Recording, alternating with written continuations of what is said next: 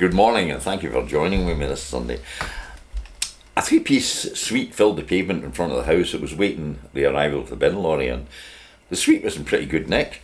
A lot of passers-by saw it and had a good look, and then when they saw how big it was, they just kept moving.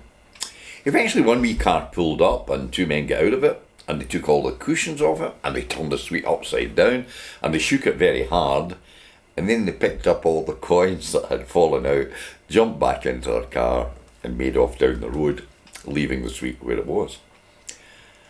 Have you ever noticed that some people have a gift for making money? Everything they touch turns to gold. But then there are people who miss out on everything. They have no luck. Indeed, if money were like the flu, they wouldn't even catch a cold. Jesus once told the story about a poor widow. It was difficult for a widow, particularly in his day. Women stayed at home, there were no other options, and sometimes men died while they were still young. Accordingly, widows often lived below the breadline. Every penny was a prisoner, and yet this woman put two of them in the church plate. Those 2 pennies were a fortune. Now, I'm not looking for a big surge in the offering plate on Sunday, but there is a sense in which how we spend our money reflects our values. I'm told that the part of the country, our country, which gives the least to charity, is where the biggest wage earners live. Interesting. Well, there was no cold in this widow's heart. She gave at enormous cost to herself, and Jesus praised her for it. And I sometimes think that we make our faith too easy. It's challenging to live the way Jesus lived. He set a standard for us.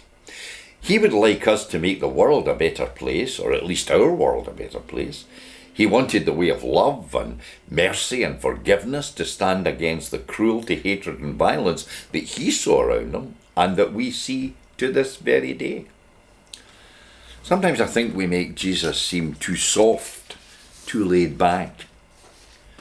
Think of the best teachers you ever had as a kid.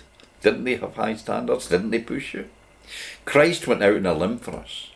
The cross is about sacrifice, and maybe that's why Jesus responded so well to that widow who gave sacrificially. As he has given, he asks us to give and respond wherever there is need and to address that need. It may well be simply a word of comfort, a helping hand, or even a smile that just brightens somebody's day. For that can indeed be a gift worth giving. God bless you, and thank you for joining with me today.